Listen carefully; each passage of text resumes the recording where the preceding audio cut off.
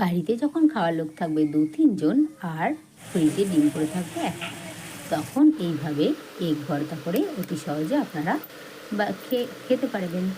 যেমন প্রথমে একটি ডিম সিদ্ধ করে ছাড়িয়ে নেব, কিছুটা পেঁয়াজ ও লঙ্কা কুচি কেটে নিয়েছি, তার মধ্যে অল্প একটু নুন দিয়ে পেঁয়াজ আর লঙ্কাগুলোকে প্রথমে মেখে নেব।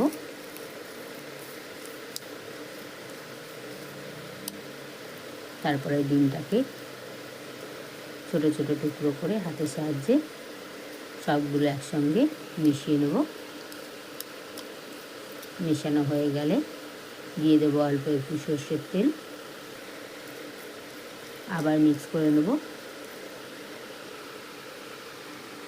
রেডি আমাদের এগ ভর্তার রেসিপি। এইভাবে সুন্দর টেস্টে এই রেসিপি আপনারা বানিয়ে বাড়িতে খেতে পারবেন। বাই।